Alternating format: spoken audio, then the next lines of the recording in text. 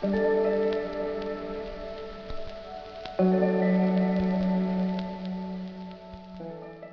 up, gang? It's your boy Tom with an H, and today I want to go over a book that I just finished. And for some people that might have problems with drugs or substance abuse, this video might be triggering, but it could also help you out. So just watch to the end, and if you like this content, please give me a like and subscribe at the end of this video.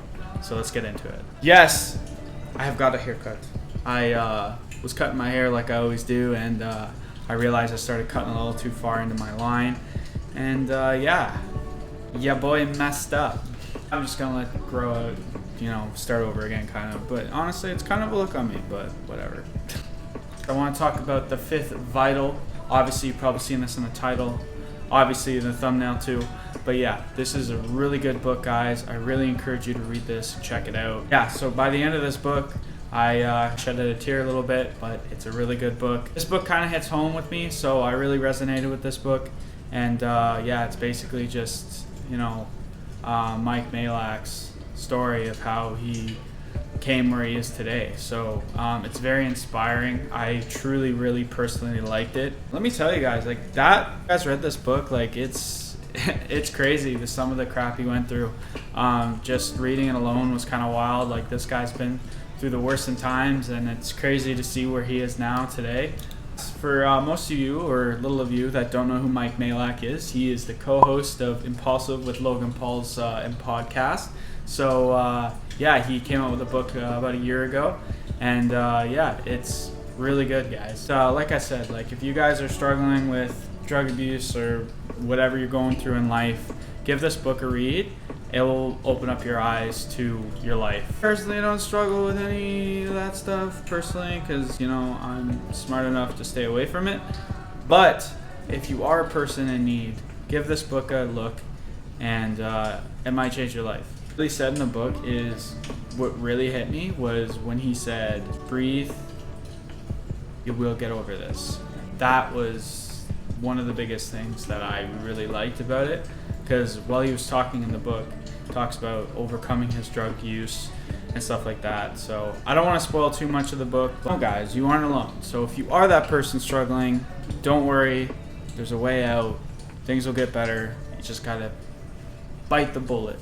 Never give up, guys. Reading this book, like, I'm gonna be honest with you on a personal note, like, I don't think people realize how bad drugs really are. Like, even doing, like, the minor stuff, like, they don't realize, like, how crazy it could impact their lives down the road. The one thing I've noticed and saw, that it's not about really addiction.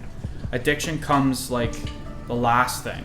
Users, the first time, they just say yes because they want to try it and they're young or whatever their excuse is, and it's the fact they keep doing it, and then that's when it turns into a habit. I'm not an expert, but like I said, if you guys are struggling with substance abuse, you should definitely give this book a read, or contact someone or talk to someone that you love and trust. And yeah, the one saying is, where there's darkness, there's light, and there's light, there's always darkness. So that being said, there's always balance, but you guys gotta be strong and get through it. Overall, guys, it's a really good book. Give it a try. I'll leave the link down below so you guys can purchase this bad boy. I read it on Audible. It was a really good listen, so yeah, do what you want, but I think it was a really good book. Guys, that's all for this video. Please give me a like, subscribe, some whatever, love at least. And I'll be making more content. I upload once a week, so hit that love button, whatever love button that is to you. See you on the next one. And remember, everybody, it is Tom, T-H-O-M, with an H. Like how important she is to me. You know what I'm saying? Did you have a rock bottom moment, an all is lost moment? Like, truly, what was the lowest point in your life, and is it in that book? Yeah, there's a bunch of them. The majority of them for me were centered around my mother. You know my mom. You know how close I am to her. Yep. And you know, like how important she is to me. You know what I'm saying? And so the majority of my lows and my rock bottoms were a result of hurting my mom. You know what I'm saying? It's it's I don't know that there's a pain in this world worse than hurting the person that made you. Do you know what I'm saying? Or worse than hurting the person that gave their all to make you who you are and to keep you alive as a child, you know? And so the majority of my regrets and my pain comes from that. But honestly, I guess it's connected to it, but I've talked about this a little bit, but my rock bottom, my true rock bottom was in 2010. I started a new drug because I was offered it in my lowest, non-thinking point of my life, crack cocaine. And bro, crazy. Like, think about what I'm fucking saying to you right now, bro. Yeah. Like, think about what I'm saying to you. Like, I was just a regular white Connecticut kid. And I put white on it just because, whether it's, for whatever reason, but crack cocaine is generally thought to be an inner city drug, right? And so you're suburbs, Mike. I was just acknowledging your privilege. I was a privileged kid, bro, a middle class community. And at one point, someone offered me crack cocaine, and I tried it. And what ensued was the worst year of my life. And ironically, or sadly, and unfortunately, that time coincided with another massive struggle in my mother's life, which was her starting to come to terms with the fact that her father was about to die. And my mom and my grandfather were one of those storied mom-dad relationships.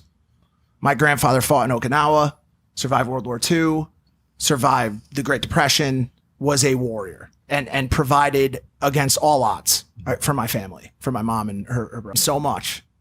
And when she found out that he had Parkinson's and dementia, and he was going to unfortunately die in a state that we talked about, which has happened to your grandma, it ruined her. It I could tell, and I write about that in the book. It destroyed her inside, and it came to a point where she had nowhere else to turn. She didn't have enough money to put him in a home. They were going to repossess his house. It just was an unfortunate circumstance. And she said, I think she just like dug within her, and she was like, hey, like, can you go watch after Pop-Pop? Like, all you have to do is these 3 things, like, every day. Just make sure he doesn't fucking leave the house, kill himself, like fall down the stairs. Like, he shouldn't be doing these things. And everything inside of me wanted to be like, yeah, mom, I could do that. Well, maybe like 6 months to a year into it, I had started this new drug. And there was a day when my grandfather was in his recliner. He was downstairs, and he was just screaming like, help me, help me, help me, help me, help me. Like, he was stuck in the chair. He couldn't get up, and he had to go to the bathroom, and he probably was like peeing and shitting himself, and was just in the worst way that you could ever imagine. And I was in the attic smoking crack. I was paranoid, and I couldn't help my grandfather. And like, honestly, like that moment will never be erased from my mind. It's like I can do so much, and like I could like try to help other people so much, but like there will always be those things that I can't get rid of. You know what I'm saying? Like, that are just there.